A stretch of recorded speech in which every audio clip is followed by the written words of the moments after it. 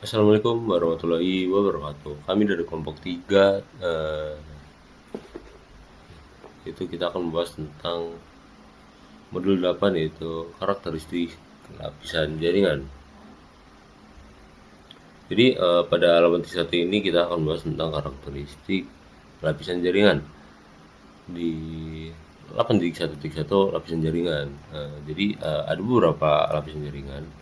Sini ada 7 lapisan jaringan. Tapi kita di sini akan membahas tentang lapisan ketiga, yaitu network. Jadi pada lapisan ketiga ini, yaitu network, itu kita akan membahas tentang protokol versi 4 dan versi 6. Di sini untuk mewujudkan komunikasi ujung ke ujung melintasi batas jaringan, protokol lapisan jaringan melakukan 4 operasi dasar. Jadi sebelum dari lapisan ke-1 ke lapisan ke-7 itu ada beberapa melintasi jaringan. Yang pertama pengaturan alamat perangkat akhir, dia mau tujuan itu mau kemana. Lalu ada enkapsulasi, yaitu lapisan jaringan mengenkapsulasi PDU dan transport ke sebuah paket. Lalu ada routing, lapisan jaringan menyediakan layanan untuk mengarahkan host ke tujuan jaringan, yaitu dia untuk menentukan arahnya mau kemana atau jalurnya gitu. Lalu yang keempat ada dekapsulasi, dekapsulasi ketika paket jaringan telah tiba jaringan ke host tujuan dan memeriksa header IP. Jika IP tujuan cocok alamat, IP tersebut dihapus dari paket.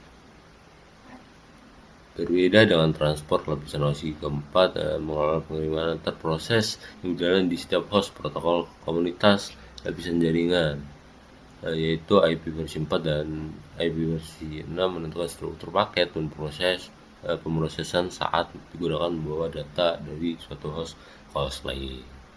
Jadi ada beberapa perubahan data gitu. Ini kelihatan. Coba lihat.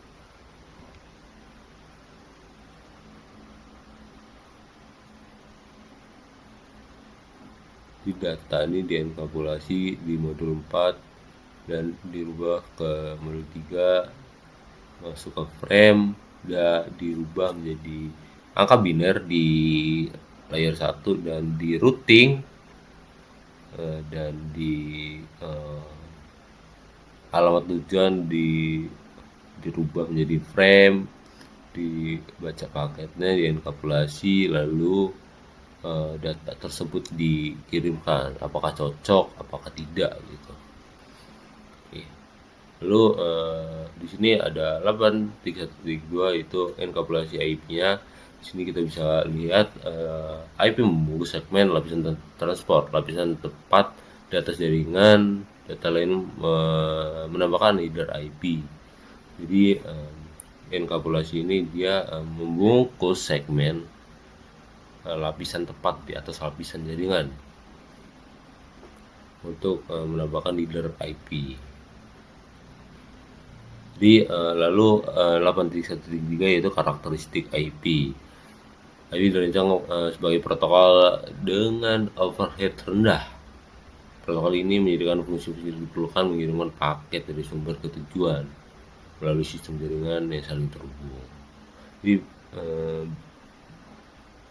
karakteristik dasar dari kekayaan intelektual itu yang pertama, tanpa koneksi. Tidak ada koneksi yang terjalin dengan tujuan sebelum mengirimkan paket data. Lalu yang kedua ada base import. IP pada dasarnya tidak dapat diandalkan karena pengiriman paket tidak dijamin. Lalu yang ketiga yaitu media independen, pengoperasian independen dari media, misalnya dari tembaga, serat optik, dan dari kabel yang membawa data tersebut. Lalu Yang keempat yaitu 8.1.4 tanpa koneksi, yaitu bersifat tanpa koneksi, artinya IP membuat koneksi ujung ke ujung khusus sebelum data dikirim. Komunikasi tanpa koneksi secara konseptual mirip dengan pengiriman surat tanpa memberitahu penerima terlebih dahulu. Jadi di sini tanpa koneksi yang berarti kita saat mengirimkan surat kita tanpa harus memberitahu tujuan bahwa kita mengirim surat itu, gambaran sederhananya. Ya di sini sama halnya tanpa koneksi pada jaringan, sebuah paket dikirim dari header IP dan segmen dia jalan ini tanpa kita memberitahu ketika si paket itu sudah sampai baru dia tahu tanpa kita memberitahu melalui koneksi. Lalu halaman 1.5 itu upaya terbaik.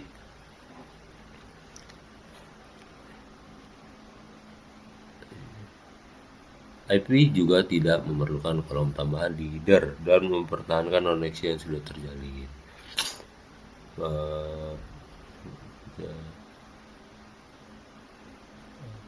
Ujung-ujung yang sudah terjalin sebelumnya pengiriman tidak mengetahui apakah perangkat tujuan ada dan berfungsi saat mengirimkan paket. Mereka juga tidak mengetahui apakah tujuan menerima paket, apakah perangkat tujuan dapat mengakses.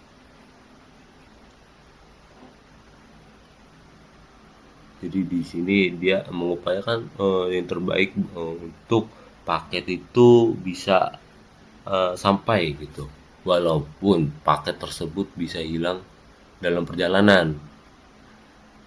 Tetapi di sini sebagai protokol lapisan jaringan yang tidak ada, IP tidak menjamin semua paket yang dikirim akan diterima.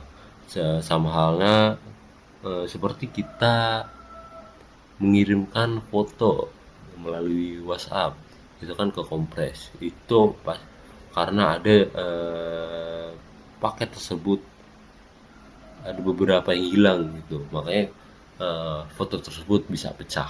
Itu gambaran contohnya.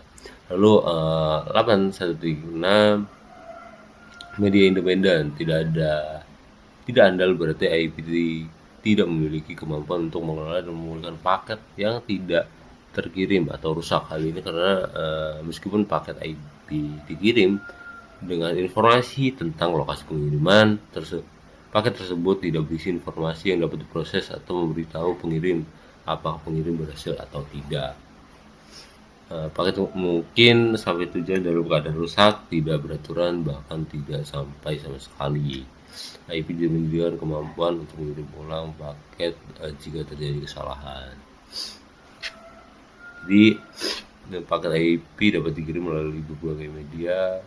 Paket IP, internet tembaga, seri tembaga, serat optik, ethernet tembaga, dan kabel. Itu paket. Baik, Assalamualaikum warahmatullahi wabarakatuh.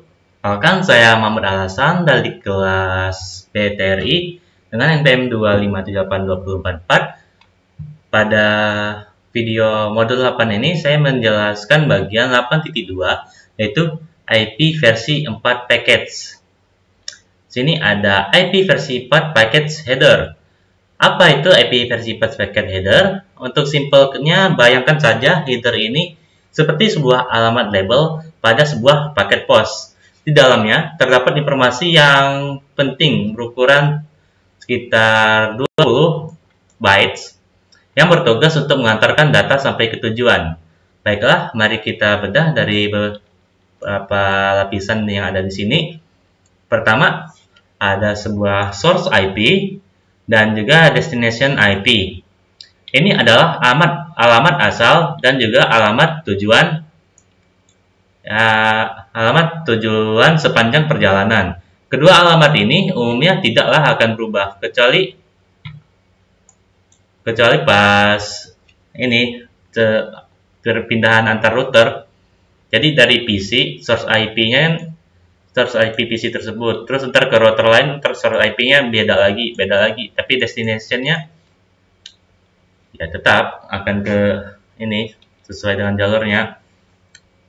Lalu selanjutnya ada TTL,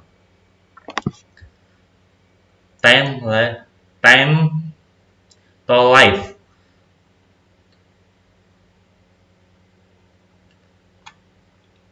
Lalu selanjutnya ada TTL, yaitu time to life. Ini adalah batas umur paket agar tidak berputar-putar selamanya di internet. Seperti setiap kali melewati sebuah router, maka nilai TTL akan berkurang 1.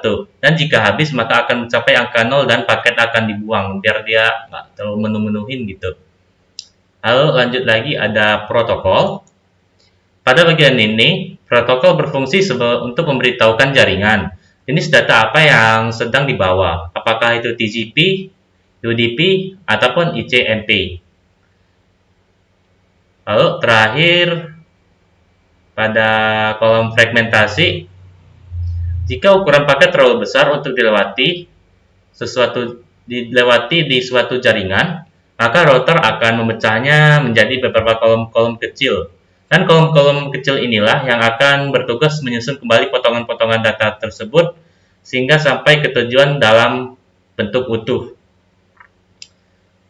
Baiklah, kesimpulannya adalah header IP versi 4 ini memastikan paket data yang kita memiliki identitas, rute yang jelas, dan sampai dengan aman. Mungkin hanya itu saja yang dapat saya jelaskan. Terima kasih. Assalamualaikum warahmatullahi wabarakatuh.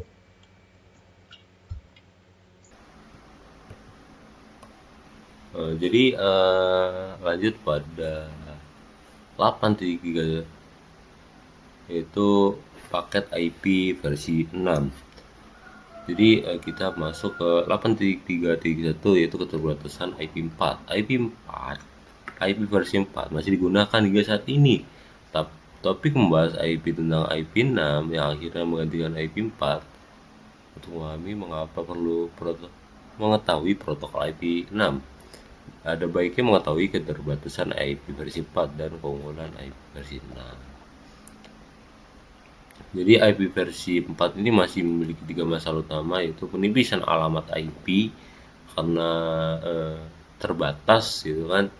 IP 4 mungkin sudah habis meskipun terdapat sekitar 4 miliar. Itu IP versi 4 sudah habis. Lalu kurangnya konektivitas ujung ke ujung, network address translation adalah teknologi umum diterapkan jaringan IP versi 4 yang menyediakan cara bagi beberapa perangkat untuk satu alamat IP versi 4 publik. Lalu meningkatnya kompleksitas jaringan. Meskipun telah memperpanjang masa pakai IP versi 4, NAT awalnya dimaksud sebagai mekanisme transisi ke IP versi 6, ciptaan kompleksitas jaringan. Ini karena lebih kompleks lagi di versi IP 6 dibanding IP versi 4. Lalu masuk 8.3.2, itu gambaran umum IP versi 6 pada awal tahun 1990-an. Internet Engineering Task Force mulai prihatin dengan masalahnya IP versi 4 aktivitas ini mengarah ke pengembangan IP versi 6 karena IP versi 6 ingin mengatasi keterbatasan IP versi 4. Jadi peningkatan yang diberikan oleh IP versi 6 itu yang pertama ada ruang alamat yang lebih luas, karena IP versi 6 itu lebih banyak lah dibanding yang didasarkan pada pengalamatan hierarkis.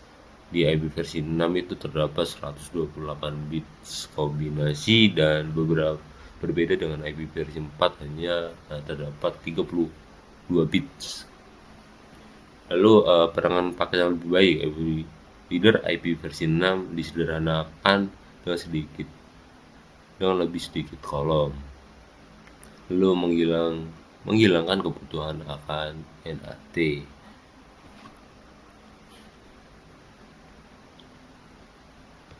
Jadi ruang alamat IP versi 4 32 bit menyediakan sekitar 4 miliar 200 juta alamat unik. Lalu IP versi 6 dia menyediakan apa ini? 30 undecillion alamat, 340 undecillion. Nah, kita tidak bisa membahasnya. Lalu di sini ada perbandingan. Ini perbandingan jumlah 0 di satu undecillion itu dengan 10 pangkat 36 sebanyak ini dibanding versi 4 yaitu berapa tadi ya, 4 miliar ya, 4 miliar 4 miliar hanya beberapa titik saja dibanding IP versi 6 di ini baru satu undecillion gitu kan, apalagi 300 gitu, itu sudah tidak terbayangkan. Di sini tuh terdapat 4 miliar IP versi 4, kita bisa bandingkan aja ini yang orange ini 4 miliar untuk IP versi 4-nya. Lalu perbandingan dengan satu undecillion saja, belum 300 untuk IP versi 6. Lalu masuk ke 8.3.3 yaitu kolom header paket IP versi 4 dalam header paket IP versi 4 versi 6. Jadi ada salah satu peningkatan desain utama IP versi 4 dibanding IP versi 6 adalah penyederhanaan header di IP versi 6. Sebagai contoh, header IP versi 4 terdiri header panjang 20 oktet hingga 60 byte jika bidang opsi digunakan, dan 12 header dasar untuk. Lalu di IP versi 6 dia ada beberapa kolom tetap sama, beberapa kolom mengalami perubahan nama dan posisi dari beberapa kolom di IP versi 4. Ini ada header IP versi 4, nama kolom dipertentukan dari IP versi 4, nama, posisi, dan kolom yang tidak didahulukan di versi 6. Jadi header paket IP 4 ini ada byte 1 ada versi hukum, dan byte 2 jenis layanan, byte 3 dan byte 4 nih ada panjang dan total. Ini baru 4 byte, ini ada 20 byte dengan macam-macam isinya gitu. Lalu di sini ada header dari paket dari IP versi 4-nya. Di sini dia di byte 1 dia ada versinya, lalu kelas lalu lintas. Di sini dia dibagi atau bergabung dengan byte 2. Di byte 2 juga ada label alur yang terhubung di byte 3 dan byte 4. Di sini dari IP versi 4 jadi dari 20 byte jadi di sini menjadi 40 byte dengan ada panjang muatan dengan isi di byte 1 dan byte 2-nya, dan byte 3 ada di berikut batas lompatan, dan ada alamat IP sumber, alamat tujuan. Itu gambaran perbedaan sedikit dari kolom header, atau ya itu perbedaan dari isi dari IP 4 dan IP 6. Nah, lanjut ke 8.3.4 yaitu header paket IP versi 6. Di sini ada kolom-kolom dalam header paket IP versi 6. Ini dia lebih ini kan ada versi, di sini ada penjelasan yaitu versi bidang berisi 4 header 4 bit diisi ke 0101 ke di 4 bit dia dirubah ke angka bidara. Lalu ada kelas lalu lintas yaitu di sini bidang 8 bit ini setara dengan layanan terdiferensi di IP 4 dan yang lainnya. Sini ada contoh header di versi 4. Oke, mungkin sekian yang bisa saya paparkan dari sedikit penjelasan dari paket IP versi 6 di sini. Mungkin saya akhiri dan dilanjuti oleh kawan saya. Halo semuanya, saya Safina Nur Putri dengan NPM 257820055 dari 2B. Di sini saya akan melanjutkan materi dari teman saya yang sebelumnya di 8.4, yaitu bagaimana rute host atau host route. Di sini ada 8.4.1 keputusan penerusan host atau host forwarding decision. Di sini itu dengan IPv4 dan v6 paket selalu dibuat di host sumber. Host sumber harus dapat mengarahkan paket ke host tujuan. Untuk melakukan ini, perangkat akhir host membuat tabel perutuhan mereka sendiri. Jadi peran lain dari lapis jaringan itu adalah mengarahkan paket antar host. Host itu dapat mengarahkan paket ke sendiri atau itself, lalu local host, terus habis itu remote host. Itself sendiri ini host dapat melakukan ping sendiri dan mengirim paket ke alamat IPv4 khusus, yaitu 127.0.0.1 atau alamat IPv6-nya itu :1 yang disebut sebagai antarmuka loopback. Lalu local host ini adalah host tujuan yang berada di jaringan lokal yang sama dengan host pengirim. Host sumber dan tujuan berbagi alamat jaringan yang sama. Terus kalau remote host ini adalah host tujuan di jaringan jarak jauh. Host sumber dan tujuan tidak berbagi alamat jaringan yang sama. Ini untuk gambarannya.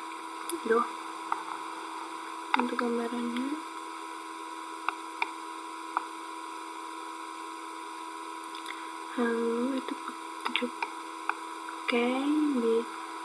metode penentuan bervariasi menurut versi IP. Di IPv4 ini, perangkat sumber menggunakan subnet mask sendiri bersama dengan alamat IPv4 sendiri dan alamat IPv4 tujuan untuk membuat penentuan ini. Lalu dalam IPv6 itu, router lokal mengiklankan alamat jaringan lokal atau awalan ke semua perangkat jaringan. Dalam jaringan rumah atau bisnis, mungkin memiliki beberapa perangkat kabel dan nirkabel yang saling terhubung menggunakan perangkat perantara, seperti saklar LAN atau titik akses nirkabel. Perangkat perantara ini menyediakan interkoneksi antara host lokal di jaringan lokal. Host lokal dapat saling menjangkau dan berbagi informasi tanpa memerlukan perangkat tambahan. Jika host mengirim paket ke perangkat yang dikonfigurasi dengan jaringan IP yang sama dengan perangkat host, paket tersebut hanya diteruskan keluar dari antar muka host melalui perangkat perantara dan ke perangkat tujuan secara langsung. Dalam kebanyakan situasi, ini perangkat kita dapat terhubung dari luar segmen jaringan lokal seperti ke rumah lain, bisnis, dan internet. Perangkat yang berada di luar segmen jaringan lokal dikenal sebagai host jarak jauh atau remote host. Ketika perangkat sumber mengirim paket ke perangkat tujuan jarak jauh, maka bantuan router dan perutean diperlukan. Perutean itu adalah proses mengidentifikasi jalur terbaik ke satu tujuan. Ini router yang terhubung ke segmen jaringan lokal disebut sebagai gateway default. Oke, lanjut. Di sini ada gerbang default atau default gateway. Gateway default adalah perangkat jaringan, yaitu router atau saklar layer 3 yang dapat merutekan lalu lintas ke jaringan lain. Jika menggunakan analogi bahwa jaringan seperti ruangan, maka gateway default ini seperti ambang pintu. Jika ingin pergi ke ruangan atau jaringan lain, Anda perlu menemukan ambang pintu. Pada jaringan, gateway default biasanya berupa router dengan fitur-fitur berikut ini. Yang pertama itu memiliki alamat IP lokal dalam rentang alamat yang sama dengan host lain di jaringan lokal.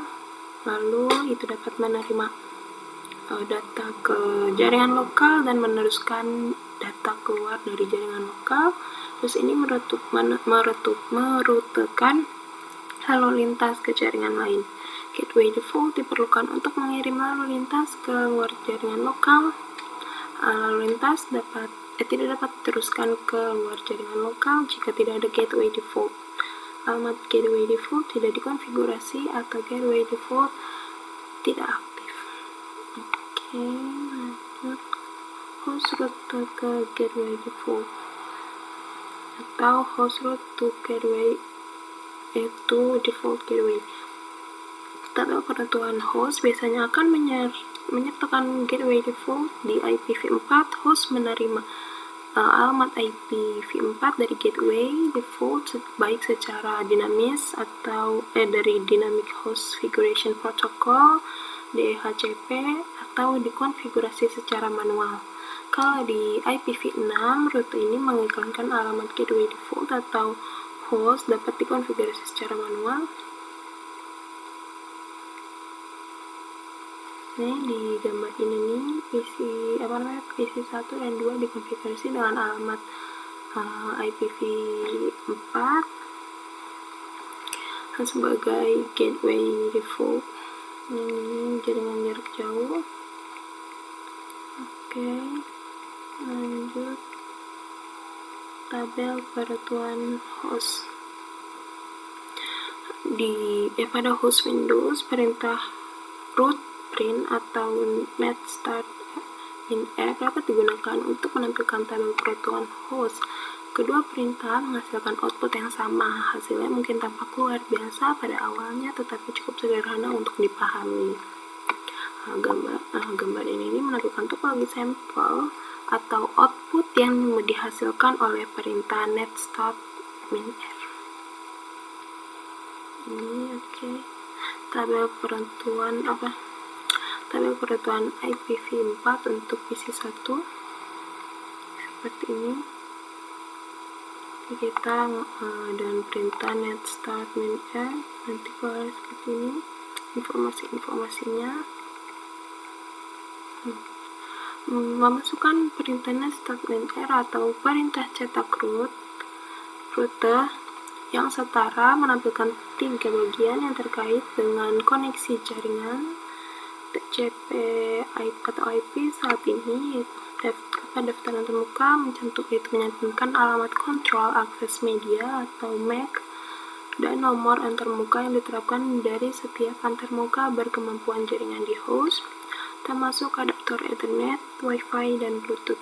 Lalu ada tabel rute IPv4, yaitu mencantumkan semua rute IPv4 yang diketahui, termasuk koneksi langsung, jaringan lokal, dan rute default lokal. Tabel rute IPv6 ini mencantumkan semua rute IPv6 yang diketahui, termasuk koneksi langsung, jaringan lokal, dan rute gateway lokal juga. Oke, mungkin itu saja yang dapat saya sampaikan. Lanjut ke teman saya. Assalamualaikum warahmatullahi wabarakatuh. Perkenalkan, nama saya Salwa Fajira dari kelas 2B. Di sini saya akan melanjutkan penjelasan tentang modul 8. Di sini saya akan menjelaskan 8.5 tentang pengantar perutean. Nah, lanjut kita ke 85.1, keputusan penerusan paket router. Nah, sebelumnya kita membahas tabel perutean host. Yang sebagian besar jaringan juga berisi router, yang merupakan perangkat perantara. Nah, router juga berisi tabel perutean, teman-teman. Router memeriksa alamat IP tujuan paket, dan mencari tabel peruteannya untuk menentukan kemana harus meneruskan paket. Nah, tabel perutean berisi daftar semua alamat jaringan yang diketahui atau awalan dan tempat meneruskan paket. Entry ini dikenal sebagai entry route atau rute. Router akan meneruskan paket menggunakan entry rute pencocokan terbaik atau terpanjang, begitu teman-teman. Di sini ada contohnya, contoh gambarnya, yaitu PC1, dia akan mengatakan ke Swiss, lalu ke router 1, alamat tujuannya, lalu ke router 2, lalu ke Swiss lagi, baru ke PC2, begitu teman-teman. Di 85.2, tabel perutean router IP. Nah, tabel perutean menyimpan 3 jenis entry rute, teman-teman. Nah, yang pertama itu jaringan yang terhubung langsung eh, atau entry. Lalu jaringan jarak jauh, lalu ada rute default. Nah, jaringan yang terhubung langsung atau entry rute ini adalah jaringan antarmuka router aktif. Nah, router menambahkan rute yang terhubung langsung saat antarmuka dikonfigurasi dengan alamat IP dan diaktifkan. Lalu, kalau jaringan jarak jauh itu teman-teman, itu artinya entry rute, jaringan ini terhubung ke router lain. Router belajar tentang jaringan jarak jauh baik dengan dikonfigurasi secara eksplisit oleh administrator atau dengan bertukar informasi rute menggunakan protokol perutean dinamis. Lalu yang terakhir itu ada rute default. Nah, seperti di host, sebagian besar router juga menyertakan entry rute default, gateway pilihan terakhir. Nah, rute default ini digunakan ketika tidak ada kecocokan yang lebih baik atau lebih lama dalam tabel perutean IP, gitu teman-teman. Nah, di sini ada gambar yang mengidentifikasikan jaringan router 1 yang terhubung langsung dengan jarak jauh, nih teman-teman. Ini jaringan yang langsung terhubung. Ini jaringan yang terhubung langsung. Lalu ini jaringan jarak jauh, teman-teman. Lalu kita masuk ke perutean statis di 85.3 ya teman-teman. Di sini rute statis adalah entry rute yang dikonfigurasi secara manual. Nah, ini ada gambar yang menunjukkan contoh rute statis yang dikonfigurasi secara manual pada router R1 ini teman-teman. Nah, rute statis mencakup alamat jaringan jarak jauh dan alamat IP router lompatan berikutnya nih teman-teman. Router 1 ke sini teman-teman. Oke, kita lanjut ke perutean dinamis. Protokol perutean dinamis memungkinkan router untuk secara otomatis mempelajari tentang jaringan jarak jauh, termasuk rute default dari router lain. Router yang menggunakan protokol perutean dinamis secara otomatis berbagi informasi perutean dengan router lain dan mengkompensasi perubahan topologi apapun tanpa melibatkan administrator jaringan, teman-teman. Nah, protokol perutean dinamis ini termasuk OSPF dan Enhanced Interior Gateway Router Protocol atau yang biasa disingkat EGRP, begitu teman-teman. Ini merupakan contoh router R1 dan R2 secara otomatis berbagi informasi jaringan menggunakan protokol perutean OSPF ini teman-teman. R1 menggunakan protokol perutean OSPF untuk memberitahu R2 tentang jaringan 192.168.10.0/24. Dan R2 ini sama seperti R1, dia memberitahu tentang jaringan 10.1.1.0/24, begitu teman-teman. Lalu di sini ada video tabel perutean router IP versi 4, teman-teman. Mungkin kita skip dulu, kita akan menjelaskan dulu, teman-teman. Di sini ada 85.6, ini pengantar tabel perutean IP versi 4, teman-teman. Nah, pada gambar R2, ini langsung terhubung ke internet. Oleh karena itu, administrator mengonfigurasi R1 dengan rute statis default yang mengirim paket ke R2. Ketika tidak ada entry khusus dalam tabel perutean yang cocok dengan alamat IP tujuan, R1 dan R2 juga menggunakan perutean OSPF untuk mengiklankan jaringan yang terhubung langsung. Begitu, teman-teman. Di sini ada ini pemeriksa pemahaman. Di sini saya akan mengerjakannya juga nanti. Kayak mungkin penjelasan tentang pengantar perutean hanya segini, teman-teman. Maaf bila ada salah kata atau penyebutan kata. Saya akhiri. Wassalamualaikum warahmatullahi wabarakatuh.